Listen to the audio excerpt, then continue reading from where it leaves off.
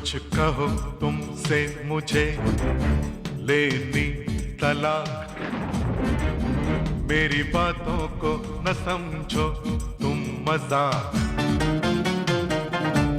भूल कर ऐसा गुनाह करना नहीं, जिंदगानी को तबाह करना नहीं। तलाक दो, तलाक दो, तलाक दो,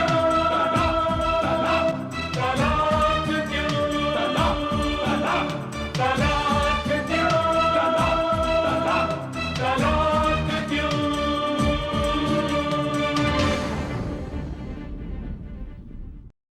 ये वो लेटर है जो कामना ने मुझे अमेरिका में भेजा था। वो कितना भी कमीना सही, लेकिन सच्चाई के सामने नहीं टिक पाएगा। मैंने तुम्हें अपनी जिंदगी से बेदखल कर दिया था। तुम जैसी दुष्चरित्र औरत मेरे घर में नहीं रह सकती। निकल जाओ, चली जाओ। भाभी के पापा आपसे बात कर मुझे किसी से कोई बात नहीं करनी है। प्लीज भैया, लीजिए ना, बात कीजिए। आपको मुझसे जो भी बात करनी है कोर्ट में कीजिएगा। Now please don't waste my time. Hello hello hello.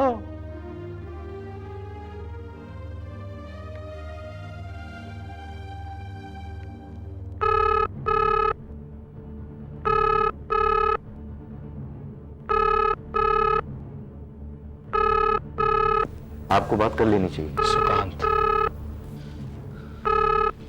इस वक्त मुझ पर क्या बीत रही है इसका अंदाजा तुम नहीं लगा सकते।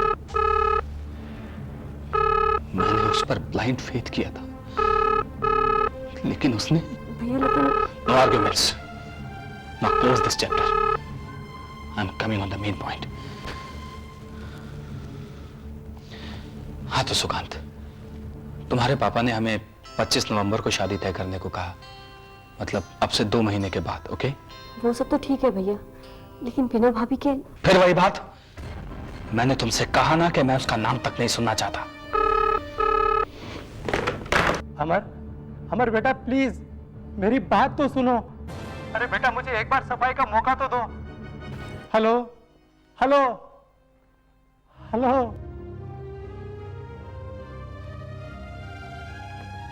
नक्कार खाने में तूती की आवाज कौन सुनता है? अब क्या करें, वो कोर्ट में जाने की धमकी दे रहा है।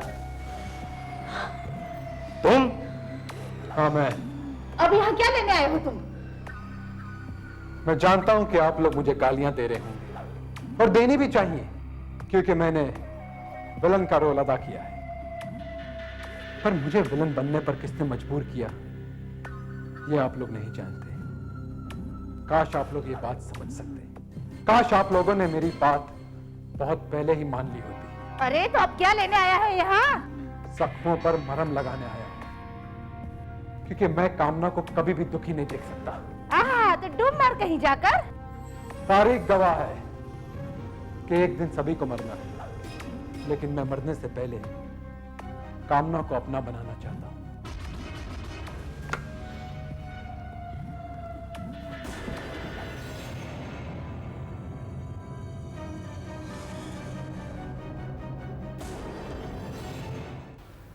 अमर भैया, मुझे कर्ण का कैरेक्टर कुछ है। सुकांत,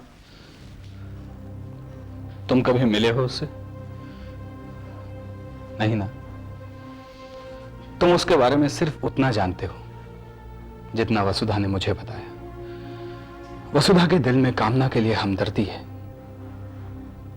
और उसी हमदर्दी की चाशनी में लपेटकर कामना का जो कैरेक्टर तुम्हारे सामने रखा गया, तुम उसे ही सच मानते हो।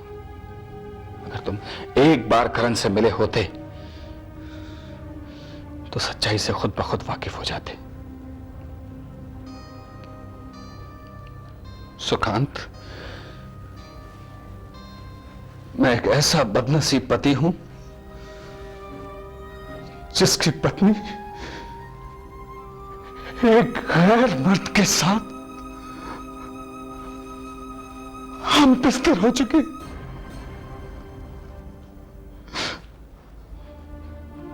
मेरी इस वक्त क्या हालत है, तुम नहीं समझ सकते।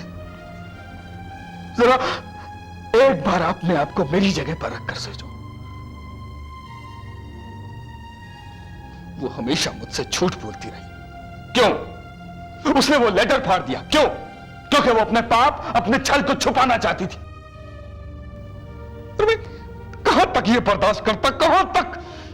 और वो फोटोग्राफ्स, उन फोटोग्राफ्स के बाद तो शक की कोई गुंजाइश नहीं है सुकांत। भैया इसका मतलब हमारी शादी में कामना भाभी भाभी मत कहो उसे सुकांत, भाभी मत कहो। लेकिन ये मत बोलो भैया कि हमारी शादी में कामना का ना आना चर्चा का विषय जरूर बनेगा, और तब हमारे पास क्या जवाब होगा? और अगर शादी में आकर उसने कोई तमाशा खड़ा कर दिया तब हमारे पास क्या जवाब होगा? लेकिन भैया नो मोर डिस्कशंस। अब तलाक के अलावा कोई रास्ता नहीं बचा है। सुकांत, हमें कामना से मिलना होगा। हम आज ही भाभी से मिलने चलेंगे।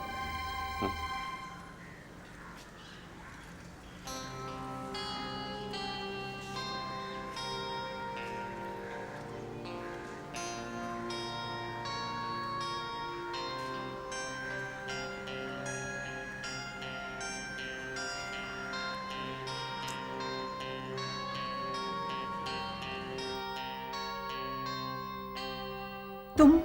हाँ, मैं। मेरा रास्ता छोड़ो। जो मेरे रास्ते में आके खड़ा हो जाता है, मैं उसके रास्ते में चट्टान बनकर खड़ा हो जाता हूं। समझे मिस वसुधा? बकवास मत कर। चल हट जा मेरे रास्ते से। पहले तुम मेरे रास्ते से हटो। व्हाट? तू कहना क्या चाहता है? वसुधा, मैं राजेश से लेके सुकांत तक तुम्हारी तमाम लव स्टोरीज के बारे में जानता हूं। जरा सोचो, अगर सुकांत को इन लव स्टोरीज का पता चल गया तो तुम्हारा क्या हाल होगा? अरे फिर वो तो क्या, तुम्हें कोई भी लड़का नहीं पूछेगा, और फिर तुम्हारा हाल कामना की तरह हो जाएगा, या शायद उससे भी बदतर हो सकता है।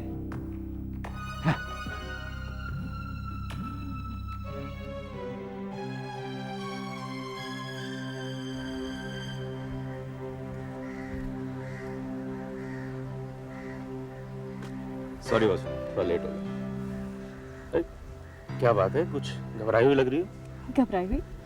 नहीं सुकांत, ऐसी तो कोई बात नहीं। वासु, मैं काफी दिनों से महसूस कर रहा हूँ कि तुम मुझसे कुछ छुपा रही हो। सब ठीक तो है ना? ये तुम्हारा वहम है सुकांत। और देखो, वहम का इलाज तो हकीम लुकमान के पास भी नहीं था। वैसे सब कुछ ठीक है, तुम्हें परेशान होने की कोई जरूरत नहीं है, समझे? अब चले।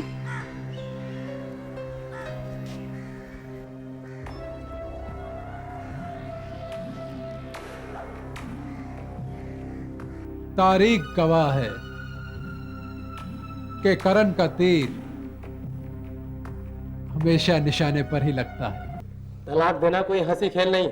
बेशक हम गरीब हैं, लेकिन कानून की नजर में सब बराबर होते हैं। हमारी लड़की बेकसूर है। मैं जानती हूँ आंटी, अच्छी तरह जानती हूँ, लेकिन जब त्रेता युग में सीता माता को एक धोबी के कहने से गृह त्याग के लिए विवश होना पड़ा, तो फिर कामना भाभी जैसी साधारण औरत की क्या बिसात? लेकिन हम चुप बैठने वालों में से नहीं है। हाँ, हम महिला अधिकार समिति में फरियाद लेकर जाएंगे। साँझ को आज नहीं। प्लीज आंटी जी, उधर करण भाई साहब और इधर आप लोग मोर्चा लगाए बैठे। इस तरह से तो समस्या का समाधान नहीं होगा। तो फिर कैसे होगा? मुझे अपने आप को बेगुनाह साबित करने का मौका कैसे मिलेगा? तुम्हारे द्वारा लिखे गए वो लेटर, मैं कुछ नहीं जानती उन लेटर्स के बारे में। वो लेटर्स और मैटर दोनों फ्रॉड हैं। इसका कोई सबूत? मैं क्या सबूत दे सकती हूँ वसुधा, इससे ज्यादा कि वो राइटिंग एक्सपर्ट है। इसका कोई सबूत? इसका सबूत कहाँ से होगा इनके पास, क्योंकि इन्होंने तो कभी सोचा ही नहीं था कि ऐसा कुछ होगा। बिल्कुल ठीक कहा तुमने। हम जैसे सीधे साधे इंसान उसकी चालाकी का शिकार बन गए। लेकिन अंकल, एक बात मेरी समझ में नहीं आ रही कि आखिर करण ने आपके घर में एंट्री ली कैसे? उन दिनों हम आर्थिक तंगी के बुरे दौर से गुजर रहे थे। शेयर मार्केट में मेरा सारा रुपया डूब गया था। मकान नीलाम होने की नौबत आ गई थी। ये दीपावली से कोई 1 हफ्ता पहले की बात है।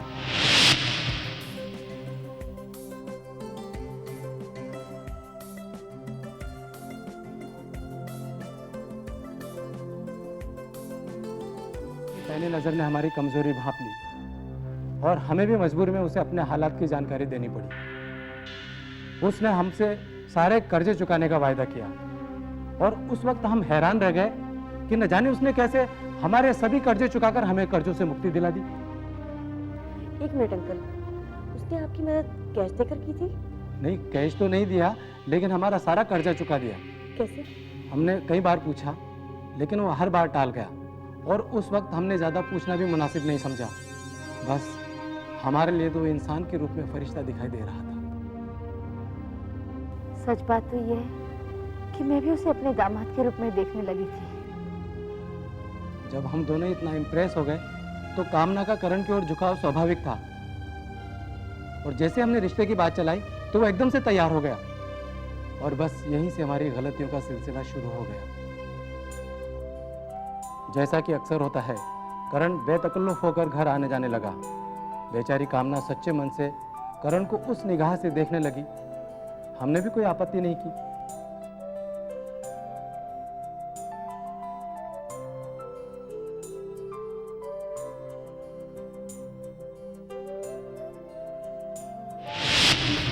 कभी भी लिमिट्स क्रॉस करने नहीं दी।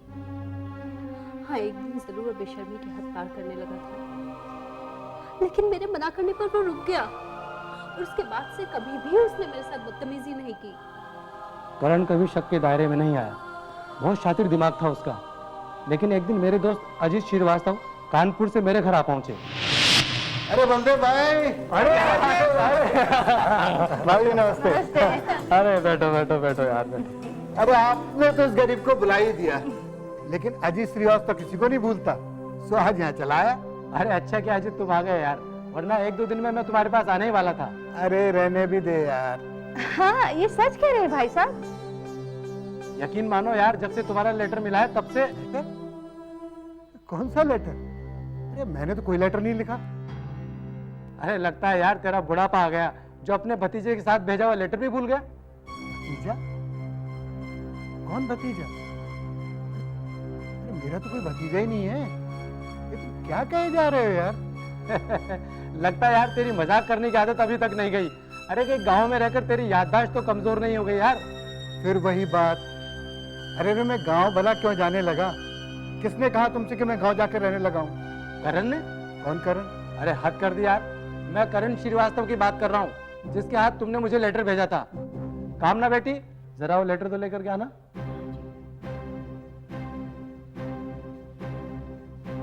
अरे बलदेव मेरे भाई, ये तुम क्या कहे जा रहे हो यार?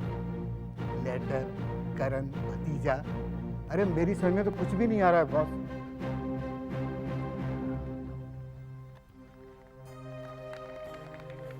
अभी सब समझ में आ जाएगा। ये देखो, ये तुमने लिखा है या नहीं? राइटिंग तो मेरी है। अरे यार तुम नशा तो नहीं करने लगे हो? तुमने क्या नाम बताया था? करण? हाँ हाँ करण। वो गोरा, लंबा सा, बड़ी बड़ी आंखों वाला, घुंघराले बाल। हाँ हाँ हाँ वही करण यार। हाँ हाँ हाँ, वही करण। गजब हो गया बलदेव। अरे वो तो बहुत बड़ा फ्रॉड है। आज का नटवर लाल, राइटिंग एक्सपर्ट। क्या बोल रहा है यार तू? अरे वो सारे जाली धंधे करता है, कानपुर का रहने वाला है। वो इसी तरह कनेक्शन निकालता है और फिर गुल खिलाता है। कहीं उसने तुम लोगों के साथ भी तो कुछ? अरे बाल बाल बचे हम यार। भाई साहब, अगर आप ना आते तो अनर्थ हो जाता। हम तो बाल बाल बच गए। अरे यार हमने अपनी कामना बेटी की शादी उसके साथ। क्या? अरे क्या कह रहे हो तुम? अरे कोई भी फैसला करने से पहले मुझसे पूछ तो लिया होता। अब मैं किस तरह से बताऊं यार तुझे? समझ गया, तुम लोगों ने वही सब सोचा, वही सब किया जो वो चाहता था। बिल्कुल ऐसा ही हुआ है यार, लेकिन तुमने यहाँ आकर हमारी इज्जत बचा ली। अब उससे सावधान रहने की जरूरत है। इस वक्त वो कहाँ होगा? ट्राई टू अंडरस्टैंड यार, 1 हफ्ते में तेरा काम हो जाएगा।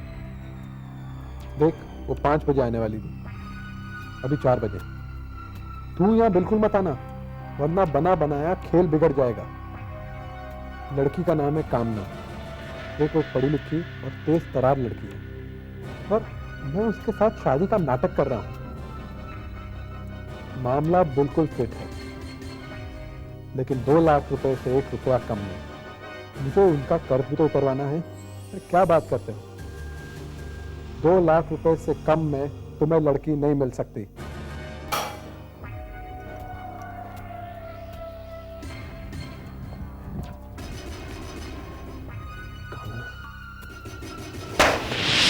उस दिन के बाद करण नजर नहीं आया। पता चला कि वो अमेरिका चला गया है। ये सोचकर कि मुसीबत टल गई, हमने चैन की सांस ली, लेकिन वो अचानक न जाने कहां से आ टपका।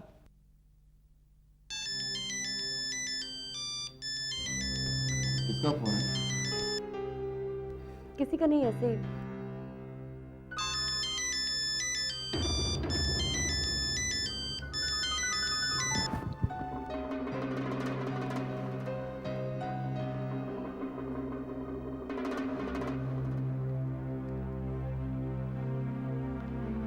हेलो, तुम बार बार मुझे क्यों परेशान कर रहे हो? तुम आखिर चाहते क्यों हो राजेश? देखो राजेश, ज्यादा चालाक बनने की कोशिश मत करो, वरना मुझसे बुरा कोई नहीं होगा, समझे तुम?